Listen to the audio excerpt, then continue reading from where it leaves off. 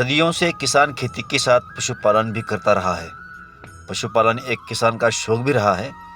बहुत से किसान खेती के साथ गाय भैंस को पालकर दुगना लाभ कमाते हैं। आज के समय में बहुत से किसान भाई भैंसों को रखकर दूध से अच्छा खासा पैसा भी कमा रहे हैं। आज हम आपको बताएंगे भैंस पालन की बजाय बारे में जो भी कुछ भी बातें करनी है, काम करना है, वो सब आपको इस वीडियो में देखने को मिलेगा। वैसे इस वीडियो में हम क्या देखेंगे तो ज़मीन की आवश्यकता से है, भैंस पालन के लिए बाड़े का निर्माण, भैंस के लिए संतुलित आहार, पानी की व्यवस्था, उन्नत नस्लों के बारे में जानकारी दे देंगे। हर साल बच्चा कैसे मिले इस बारे में जानकारी लेंगे। इसके साथ ही हम सरकार की तरफ से क्या अनुदान राशि मिलती है ये देखेंगे, भैंस के रोग देखेंगे और बहुत सारी बातें हैं जो इस वीडियो हम कवर करेंगे। तो पहला पॉइंट हम देखते हैं कि भैंस पालन शुरू करने के लिए आपको क्या चाहिए। पशुपालन का व्यवसाय शुरू करने के लिए बहुत सारी चीज़ों की आवश्यकता होती है। भैंस पालन कैसे करें वो इसके लिए मूलभूत होने वाली आवश्यकता की जानकारी आपको आगे वीडियो में हम बता रहे हैं। आपको विनती है कि आप अगर चैनल पर नए हैं तो चैनल को सब्सक्राइब कर लीजिए और जानकारी अच्छी लगे तो वीडियो को लाइक भी कर दीजिएगा। तो चलो वीडियो शुरू करते हैं। ज़मीन की आवश्यकता। कोई भी पशुपालन शुरू करने के लिए सबसे पहली मूलभूत आवश्यकता ज़मीन की होगी। वैसे ग्रामीण क्षेत्रों में सभी किसान के पास ज़मीन होती है, लेकिन बहुत से किसान भाई के पास या कोई शहरी क्षेत्र में दुग्ध डेयरी लगाने के उद्देश्य से भैंस पालन कर रहे हैं तो उनके पास ज़मीन की उपलब्धि नहीं होती, तो वो ज़मीन किराए पर एक किराए की राशि का भुगतान करके ले सकते हैं। क्योंकि भैंस पालन ज़मीन के बिना संभव नहीं है। क्योंकि अगर आप भैंस पालन को एक व्यवसाय बना रहे हैं तो आपको एक से अधिक भैंस का पालन करना होगा, तभी आप अच्छा खासा इस व्यवसाय में मुनाफा कमा पाएंगे। अब भैंस पालन के लिए बाड़े का निर्माण। ज़मीन की आवश्यकता के बाद भैंस पालन करने के लिए आपको भैंस को धूप से बचाव व सर्दी बारिश के मौसम के लिए बाड़े का निर्माण बहुत ज़रूरी है। बाड़े का निर्माण करने के लिए आप बाड़े की ऊपर की छत पर टीन शेड भी लगा सकते हैं। बाड़े को आपको इस तरह से बनाना है कि आप इसे सर्दी मौसम के मौसम में चारों ओर से आसानी से उसे बंद कर सकें।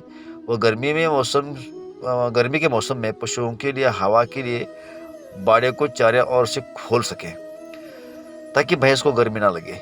आपको बाड़े की जो निचली मिट्टी है इस तरह की डालनी है जो पानी को रोक सके और सर्दियों के मौसम में गीली न हो रहे। क्योंकि भैंस को गीली मिट्टी में रखने से पशुओं को बहुत सारी बीमारियां हो जाती है और दूध देने की क्षमता भी कम हो जाती है।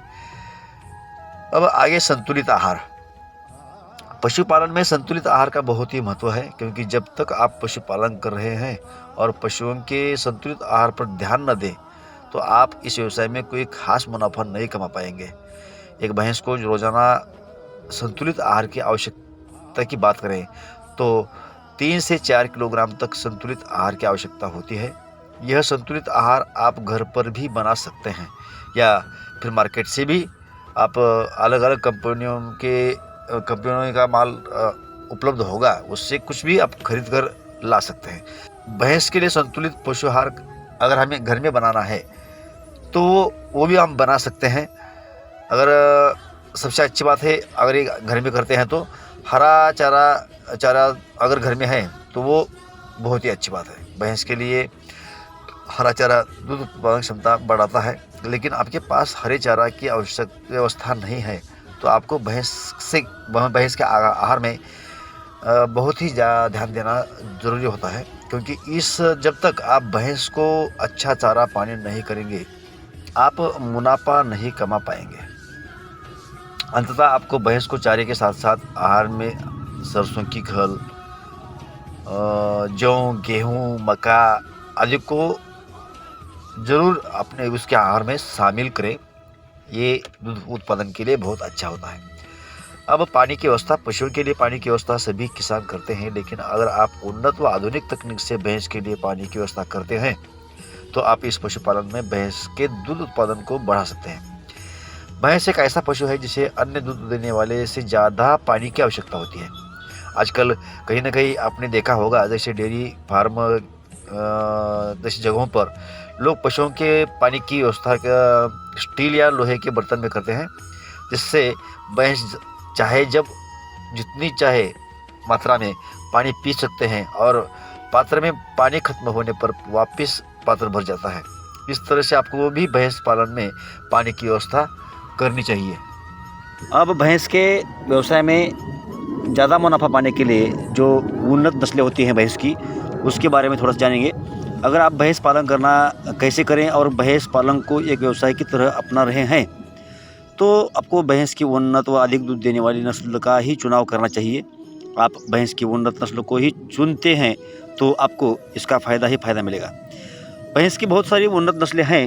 आप कोई भी ज़्यादा दूध देने वाली नस्ल की भैंस को खरीद सकते हैं और उस हिसाब से अपना मुनाफा कमा सकते हैं। जैसे कि मुर्रा नस्ल, यह नस्ल भैंस की सबसे ज़्यादा दूध देने वाली नस्ल है। यह भैंस आपको अन्य किसी नस्ल की भैंस से दुगना दूध दे सकती है, अगर आप इसको सही तरीके से संतुलित आहार देते हैं तो। इसके साथ ही भैंस की अन्य उन्नत जो नस्लें हैं, उनमें सुरती, जफराबादी, गोदावरी, संबलपुरी आदि नस्लों का भी हम उल्लेख कर सकते हैं। ये उन्नत व अधिक दूध देने वाली नस्ल मानी जाती है। अब धंधे के फ़ायदे में और एक बात होती है, हर साल भैंस का एक बच्चा मिलना चाहिए। भैंस पालन या डेयरी फार्म चालू करने में सबसे महत्वपूर्ण बात यही है कि आप जितनी भी भैंस का पालन कर रहे हैं, सभी भैंस हर साल बच्चा देने वाली होनी चाहिए। अगर कोई भी भैंस हर साल बच्चा नहीं देती है, तो उस भैंस की जब तक वो बच्चा नहीं देती है, उसका खर्च कमाई की जगह हानि में जोड़ा जाएगा। क्योंकि इस तरह की भैंस से आप दूध का उत्पादन नहीं ले सकते हैं और उनका खर्च दूध देने वाली भैंस से लगभग बराबर ही आता है। इसलिए आप अपने डेयरी फार्म में हर साल बच्चा देने वाली भैंस को ही रखें। अन्यथा अगर कोई ऐसी भैंस आपके पास है जो बच्चा नहीं देती हर साल, उसे आप बेच सकते हैं, वो अपने बाड़े में ना रखें। अब शासन की तरफ से कुछ इस धंधे के लिए अनुदान मिलता है क्या?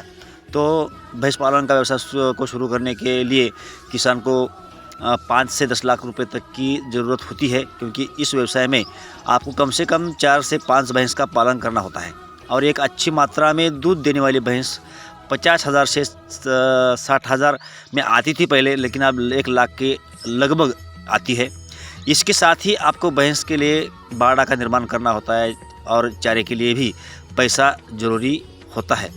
और सरकार भी पशुपालन व्यवसाय पर किसानों को कुछ अनुदान राशि भी प्रदान करती है, जिससे आप अपने व्यवसाय को शुरू कर सकते हैं। सरकार भैंस पालन के व्यवसाय में अधिकतम 1.5 लाख रुपए तक का अनुदान प्रदान करती है। अभी ये अनुदान जो है देश के अलग अलग राज्यों में कम ज़्यादा हो सकता है। कहीं केंद्र सरकार की योजनाएं होती है तो कहीं अपने वो प्रॉपर के राज्य की भी योजनाएं होती है। तो इस बारे में अधिक जानकारी आपको चाहिए तो आप कमेंट में बताइएगा। आपको उस बारे में भी सरकार की तरफ से क्या अनुदान मिलता है, इसके बारे में जानकारी देने की हम कोशिश करेंगे। अब भैंस पालन में होने वाले रोग जो होते हैं, उस बारे में थोड़ा सा जानेंगे। गाय के तुलना में भैंस ज़्यादा रोगी नहीं होती, फिर भी भैंस पालन में कमाई के साथ साथ किसान भैंस में होने वाले रोग का भी किसानों को सामना करना पड़ता है। भैंस पालन कैसे करें, इस तरह के व्यवसाय में भैंस के कई तरह के रोग हो जाते हैं। कई बार रोग के अधिक होने और किसान का समय पर ध्यान न देने पर भैंस की मौत तक हो सकती है। इसलिए किसान को भारी नुकसान का सामना भी करना पड़ सकता है। भैंस में गलघोटू रोग संक्रमण से होने वाला रोग है। यह रोग भैंसों में बारिश के समय में अधिक देखने को मिलता है। इस रोग के होने पर आपको समय पर ही भैंस को डॉक्टर को दिखाना चाहिए, क्योंकि इस रोग के होने पर भैंस की मौत ज़्यादातर हो जाती है। आपको समय समय पर भैंस को रोगों से बचाने के लिए पशुओं का टीकाकरण करना जरूरी होता है, ताकि पशुओं को रोगों से रक्षा मिल सके। और इस तरह से हम खबरदारी लेते हैं तो अपने व्यवसाय में एक अच्छा मुनाफा हम कमा सकते हैं। अभी कुछ प्रश्न भी होते हैं जिनका उत्तर हम अगले वीडियो में ज़रूर लेंगे, जैसे कि भैंस पालन में कितनी कमाई होती है, भैंस दिन में ज़्यादा से ज़्यादा कितना दूध देती है और कौन सी नस्ल की देती है, जैसे कि मुर्रा वगैरह या अनेक प्रकार की जो नस्लें हैं उनमें से ज़्यादा दूध देने वाली भैंस कौन सी होती है, या हर नस्ल आप अपने हिसाब से कितना दूध देती है, इस बारे में भी हम अगले वीडियो में अवश्य चर्चा करेंगे। अगर आपको भैंस पालन की जानकारी पसंद आई हो तो आप इस जानकारी को, इस वीडियो को ज़्यादा लोगों तक शेयर करें, इसको लाइक भी करें। और एक विनती है कि आपने चैनल को सब्सक्राइब नहीं किया हो तो जल्द से चैनल को सब्सक्राइब कीजिए, क्योंकि यहाँ पे दूध धंधा और खेती के बारे में डिटेल्स और आपको फ़ायदेमंद हो ऐसी जानकारी मिलती है। तो चलो अगले वीडियो में मिलते हैं जल्दी ही, तब तक नमस्कार।